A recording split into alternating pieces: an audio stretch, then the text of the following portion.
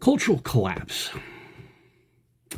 Well, you're looking good, you who are 3 steps above average during this time of commotion, perplexity. I hope you can find some hope, confidence, and purpose. I am Kendall Bryan Hunter. I'm author of this book, Consider My Servant Job. It's a commentary on the book of Job in the Old Testament, a man who suffered a lot and maybe wasn't living in such treacherous times as we are, but he certainly had his share of problems. And maybe you also can find some hope and a sense of direction and purpose as you read that book. So, news. Well, this is the Eyes of Faith podcast. If I didn't say that, I'm sorry. I'm working with some new equipment right now. Plus, I think I maybe recovered from the hay fever or cold I had last week, so things are looking up. Let's see. War front. With the ceasefire, Donald Trump says that hostilities have been terminated. So has the war in Iraq ended. Now, this is an obvious legal fiction and a workaround for the War Powers Act. You have 60 to 90 days to go in and go out without getting congressional approval. And that's interesting because that creates an incentive which shifts how we wage war. The War Powers Act, of course, was a response to, Korea, which was a draw, and then Vietnam, which was a loss. And so Congress came up with the War Powers Act to clarify things, but it's created a shift. So here's the dilemma. First of all, did Donald Trump meet the deadline? Does he need to get a formal declaration of war against Iran? Is this embargo considered a military action or is it a police action? It doesn't make a difference.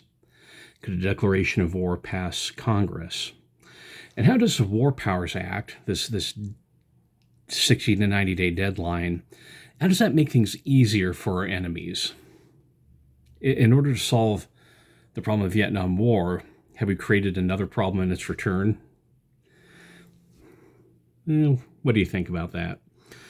Lead story. It's a mixture of my lead stories and news Blips segments. Cultural collapse, dissolution. So I'm going to list some news stories, but I want to frame this first. It's a series of seemingly unrelated news stories, but is there a common element to them, or am I just seeing things? Rorschach test. Is reality just an inkblot test? Is this Apophenia, the technical term for seeing things that just aren't there? Pattern recognition. And I like to, first of all, just think about that. Then I also like to have this quote from Alfred North Whitehead. But that's a question. Are there actually things out there, or are we just imposing stuff? Is everything just confirmation bias, as a psychologist like using? Are there actually points out there is just everyone just have their own version of confirmation bias, radical skepticism? And here's the second thing. Here's this quote from Alfred North Whitehead. Mankind can flourish in the lower stages of life with merely barbaric flashes of thought. But when civilization culminates, the absence of a coordinating philosophy of life spread throughout the community spells decadence, boredom, and the slackening of effort. It actually gets a little bit worse. It's becomes self-destructive. The expression suicidal empathy, that's a term we don't like saying, but it does hit the nail on the head. Suicidal empathy. You're so Mad Hatter crazy about community, you'll do self-destructive things in order to have community. Now here's the third thing, loss of monoculture. I heard Weird Al Yankovic talking about that, and whatever you think of him, he is an expert on cultural trends. Everyone's reading different books, different fantasy series, watching different streaming, listening to different podcasts. Culture is fractured. Everyone has their own niche entertainment. The last really unifying cultural event, I think, was probably the Avengers Infinity War saga, starting out with Captain America, just culminating up to Endgame. After that happened, there certainly was a void where everyone's just watching fragmented things. Certainly sci-fi has collapsed. Star Wars, Star Trek, Planet of the Apes, Doctor Who. Not a Whovian, but I am aware Pertwee is my favorite doctor who I like him, even though they had more terrestrial tales due to budgetary concerns. And then here's the fourth thing to think about, the TikTok effect of blip culture. We're just seeing things in small fragments, blip culture. Just boom, boom, boom, what's going on in short attention span. There was a comedy segment called Short Attention Span Theater it was when I was in college. I can't remember who it was, Comedy Channel or someone else. Short Attention Span Theater, the TikTok effect, blip culture. So here's a news item. The Killing Jokes. I can call it that. You can call it that. The Killing Joke from Batman or Bloodthirsty Comedians. And these are comedians who are making jokes about harming people dying. I want to avoid the lawsuits. I won't name any names. But comedians engaging in harm fantasy against their enemies, against President Trump. For example, you remember years ago, Roseanne Barr got canceled because she made a racist comment. Now, she did apologize for it, and she did mention she was on medication. We're familiar with her mental health struggles. I'm not quite a fan of her. I respect her. She has been successful with what she's doing, but she did get canceled. The revival series of Roseanne. You remember Kathy Griffin with the severed head? That's been a staple of this podcast, bringing it up again. And people usually get canceled for stuff like that. Now it's called entertainment. People will defend it. The free speech argument. But this is cultural cockfighting. This is bear baiting, that old Elizabethan game where they'd tie a bear up to a post and stick a bunch of dogs after it to chew the bear alive. Political bullfighting. Political gladiator games. Just this violence, or at least violence fantasy, is becoming acceptable. And then people are acting on it. Last week I was at UVU where Charlie Kirk got killed, and he is on our minds there. Certainly was on my mind there. And I noticed this happened in the space of not many years. The Killing Joke, the bloodthirsty comedians. So that's one news story. Here's a second two news stories coming out of Oakland, California, place where I was born. The Oakland, California diocese announced 13 church closures, and it's due to declining membership and the priest shortage. Two of these Catholic churches were in my hometown. In fact, one was a few blocks from where I lived. It was a pillar of the neighborhood. Now, I'm not Catholic. In fact, I spent 2 years on my mission trying to convince people not to be Catholic, but Catholicism has been able to keep culture together. In fact, before the United Nations, the Pope was a mediator of things. The Treaty of Tordesillas in the Americas, and then also the Gregorian calendar, both papal actions. Now, the second news story is the band Moonchild. They're traveling on. They're from LA. It's one gal and two guys, a nice compact band, anti-arena rock. They had their U-Haul full of their equipment was stolen while they're in Oakland. So Oakland declining, they're closing Catholic churches in Oakland, and then the the crime's gotten out of control. Now here's another next news story: the visit of His Royal Majesty, His Highness King Charles III, and the Queen. He came here, visited normal state functions, had a state dinner, tuxedos, addressed Congress, very pleasant, very charming. It's interesting. When his first wife, Lady Diana, was alive, he had a lot of people hate him, and especially with her death, having the mistress, like that's the first time a king has had his mistress. Can you count to number 8? Does that mean anything to you?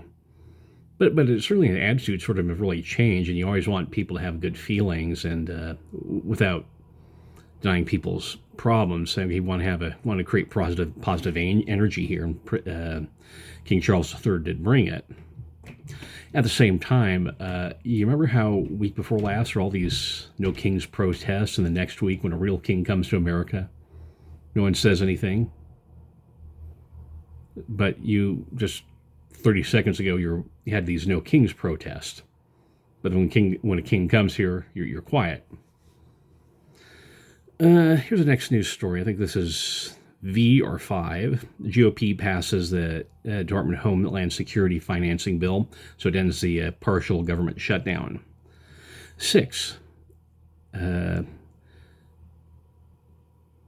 York City mayor, no, I'm spelled that as Mayo, the mayor of Zohran Mamdani, I have to pronounce his name correctly. If I mispronounce, I'm not trying to make fun of him. Zohran Mamdani says that the city's out of money, and he wants Albany, the capital of New York State, to bail him out. There's a projected gap, 10.4 billion. There's a deficit of 2.2 billion with a projected 10.4 billion gap, and that's a shortfall over 2 years, and that's about halfway into Mamdani's term. Now, you remember he said affordability, and then he promised all these free stuff. Then all of a sudden he runs out of money. Okay, this happens every time. They say, I'm going to promise you the moon, and they end up delivering green cheese. Every time.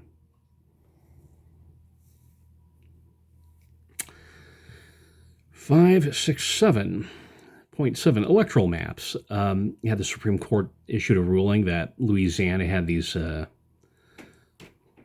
districts that favored blacks, drawn along racial lines, which is a suspect class, highest scrutiny for the Supreme Court, and they ordered that you can't create, let's just say, apartheid districts. Let's use the term apartheid districts that favor blacks. You can't stack the deck that way. At the same time, in Utah, you had the League of Women Voters propose a electoral map, and then the judge approved it, and then the Supreme Court in Utah also approved it.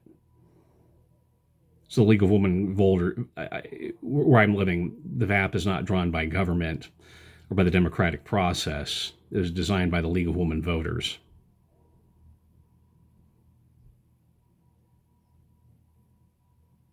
Okay, so notice how people are changing the maps in an election year.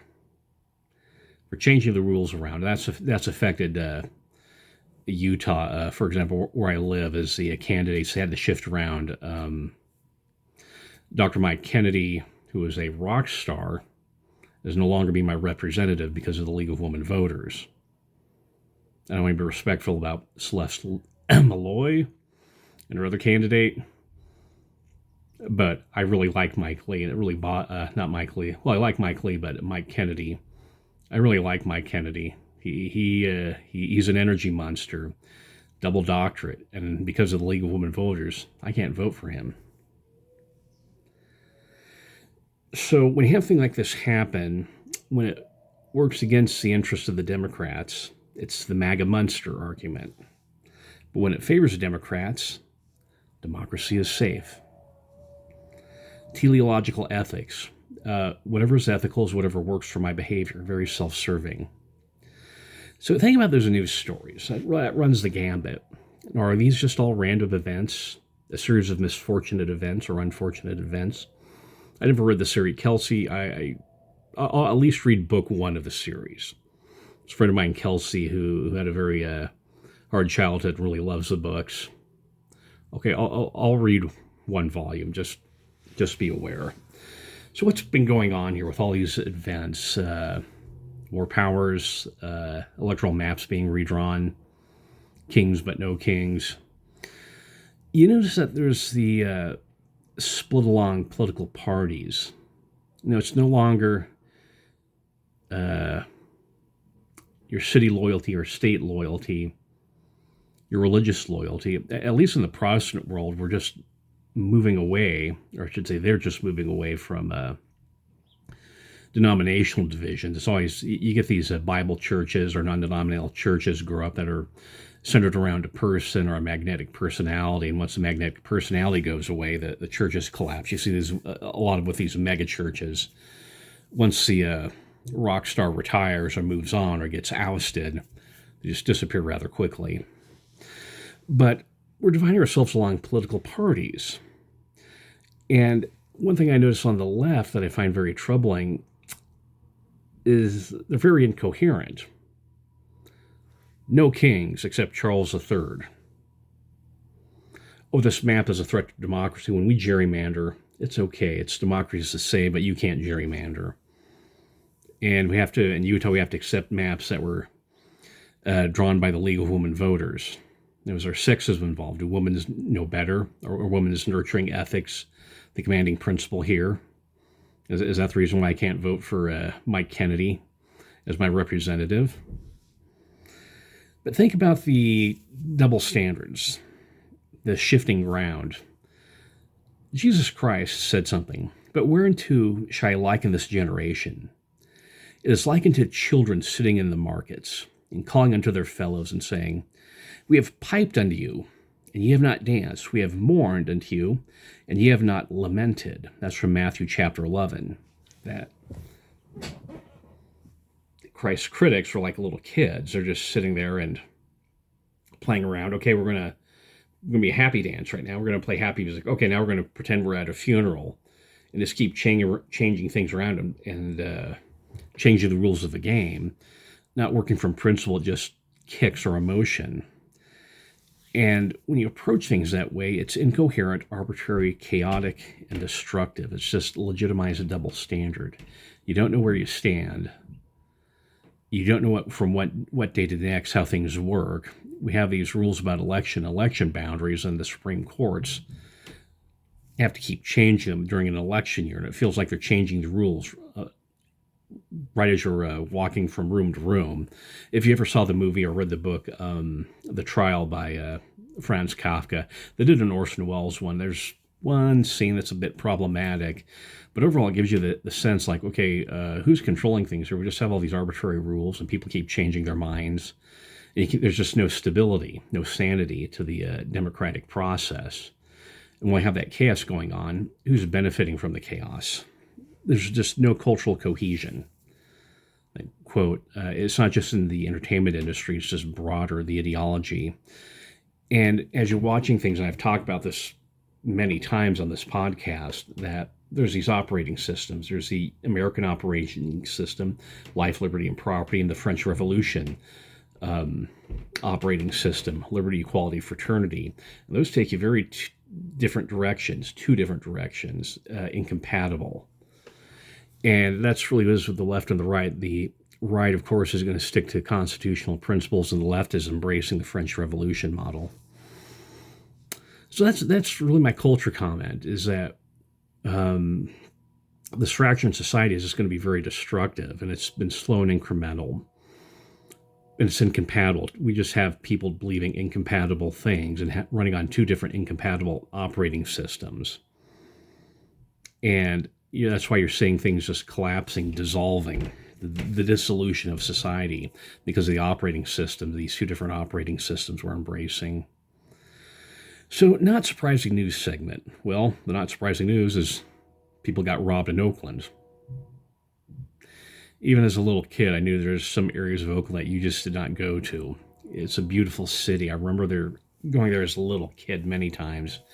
And there's certain areas that are good uphill and downhill areas. And I look at these old Victorian buildings. Think about what it was like when Jack London lived in Oakland, and what it was like when I started tromping the streets of Oakland.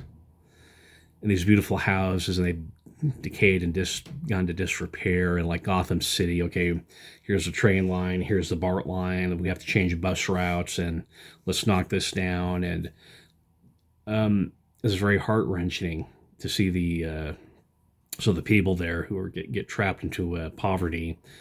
I remember as a little kid driving through Oakland and going to churches and seeing all the houses with bars on the windows, just as a little kid. And I noticed that, and I noticed what the implication was, what that meant, to live with bars on your windows and a fence around your house. Next segment, America 250s. This is your 2-month warning, 250 years of America, 2-month warning. This is May, June, and then July. 2-month warning. Get that patriotic merchandise in before it sells out, or you can wait until after and just buy it cheap on fire sales. Next item is the precinct chart. Now, last week we had our state convention. Now, in Utah, we use the party caucus, which means that you have the neighborhood's electoral representative to figure out. It's sort of like the electoral college.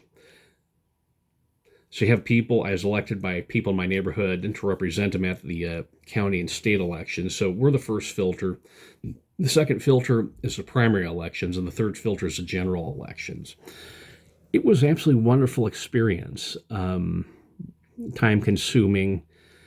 I showed up to the caucus, and just someone dropped a flaming coconut in my lap, and I had to run with it.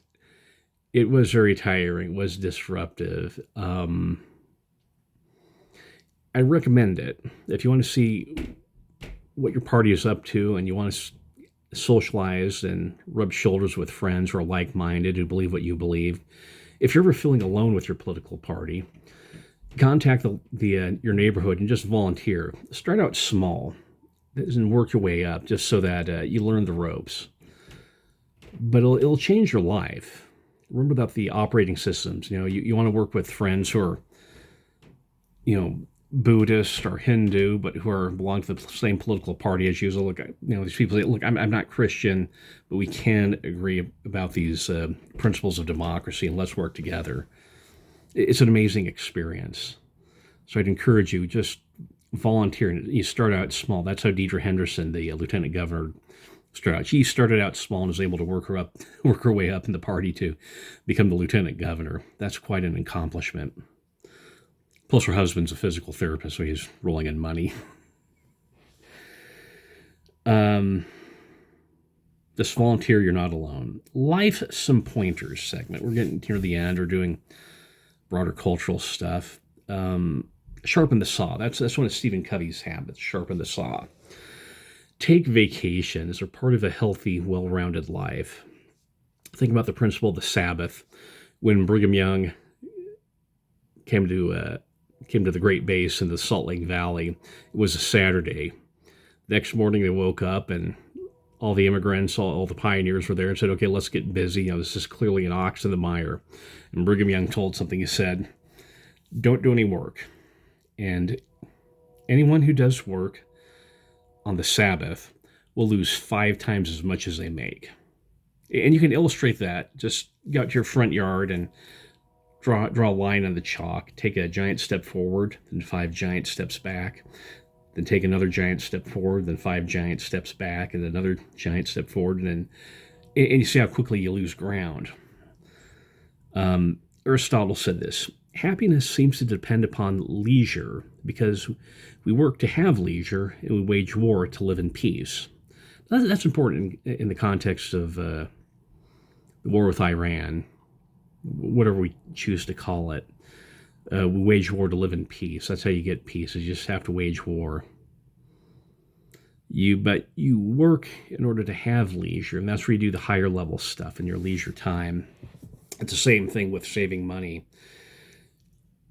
There's people there who are born with inclinations to spend money. There's some people who are just never taught that you have to save money, and you have to say no to your friends because your friends will want to leech money off of you. That happens with very kind-hearted celebrities as they attract a crowd of people who really sponge off them, and you just have to say no. I can help you out, but we have to do a timeline on this and get you into financial counseling. But if you're taught that, okay, you save 10% of your paycheck, you put that into a savings account, or better yet, a money market account. Each paycheck you're saving 10%, and you keep that really sacred and keep that very religious. You're going to be wealthy soon, and you will not have to worry about stuff. You can slip on the ice or trip in your front yard, and you have money to help pay for the doctor's bills without having to go into debt. So you always build up reserve, and leisure builds it up. You get your body rested, rejuvenated, you relax, your mind becomes clear. It's just wonderful. You remember Jesus Christ did this. He'd always go up into the mountains to be alone. That was his sharpening the saw moment. Caffeinated workaholics eventually self-destruct. Caffeinated workaholics eventually self-destruct. So here we are at the e-devotional. We're at the end. I was able to get this under a half an hour. I think I did a 2 hour, 1 hour one. I had to divide it in half. But I've talked about cultural collapse and dissolution in that Alfred North Whitehead quote about if you don't have a coordinating principle that permeates society, and that used to be our churches. There are divisions among Catholics, Protestants within Protestantism. For a while, the fraternal lodges were a rival. Of course, you have divisions with Catholics and Jews and Catholics and Christians, but we're all agreed about what it means to be an American. And it's interesting as I was watching a interview with Weird Al Yankovic, and then I mentioned there's a death of monoculture, and then I watched a Matt Walsh video yesterday, and then just before I went on, one from Snarky J Cosplay, all talking about the change in music. And, part of it has to do with we're on different streaming systems. We're not listening to radios. Radios were a great gatekeeper. You have the TikTok effect, the blip culture. We just need things in 3-second bits, and we're just supercharging and distracting our brains. I think one of the greatest gifts I have, having been born in the 1970s, or living in the 1970s. Technically, I was born in the 1960s decade. But, shutting off and getting away from your phone and deplugging, unplugging, and deprogramming. That's just second nature to me. I know how to do it. And some kids are just addicted. They have the addictive impulse, and then they have the withdrawal impulse. And it's just, I'm addicted and I can't control it, but I have to go through withdrawal, and I don't want that. And they're just stuck in a dilemma. But musical innovation. Now, this is Plato and Plato's Republic. It's Book 4. He says, musical innovation is full of danger to the state, for when modes of music change, the fundamental laws of the state always change with them. So I made this correlation. There's a correlation between music and the laws of a state. I think there's a person who said, I care not for who makes the laws of the nations, but it's the people who make the music. I'm sorry, that's the bad quote. You can find it in the book, The Story of Philosophy by Will Durant. I'll do it the next time. I'm not in a position to dig the quote up. You remember, what's his name? Anthony, the one who had that song that just went viral. I want to say Anthony L, but that's the one, working all day, rich men north of Richmond, that song. That spoke to something. It's the same thing. But you also have cultural shifts in the 1950s and 60s with Elvis and rock and roll. Later, the Beatles, shifting culture attitudes. Of course, John Lennon was a force of nature in that. His lifestyle said, "Hey, not gonna play by anyone else's rules, and I'm rich." That's what goes with the shift in music, and you're seeing it right now with the blip culture and the change in styles, where just music's bland. And however, this is a perpetual news story. Some of the news stories are just the same over and over again. One is how people are listening to older music, how listening to Queen and ABBA. For me, it's listening to the Beach Boys. They're slowly dying off like the Beatles.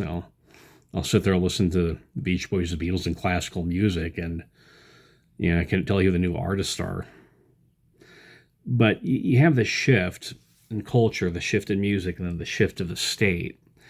And then you have these models I've been talking about: life, liberty, and property, liberty, equality, fraternity for the French Revolution, which went two different directions. But they have the Marxist model: abolition of private property, from each according to his abilities, to each according to each according to his needs. And then workers of the world unite, which is very similar to the French Revolution one: distributive justice rather than procedural justice. And think about what's going on in New York with the mayor. From each according to his ability to each according to his needs, but we need Albany to bail us out. So you have these operating systems: the American, USA, the French Revolution, the Marxist model. But you have another one. It's the model of Zion: one heart, one mind, dwelling in righteousness, and then no poor among them.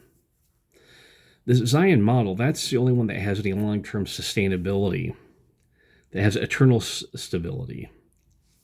It's the hardest one to live by, and members of the church couldn't live by it, so we had it withdrawn in part. But that's the only one that's eternally stable. This is very hard, but the one that gives us any lasting stability is that operating model where you look for one heart, one mind, dwelling in righteousness and no poor among them.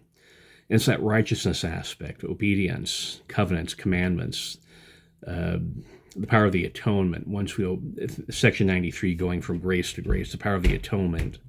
As we're obedient, we get the power of atonement and get grace in our lives. We become better able to build this Zion, this eternally stable society.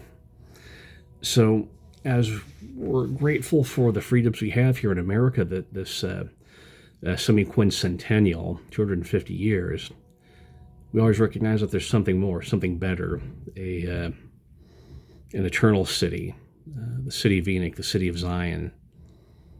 And as we work towards a strong America, make sure that we're not confusing that with Zion and working towards a stronger Zion. Well, that's the passing scene. The scene with the eyes of faith.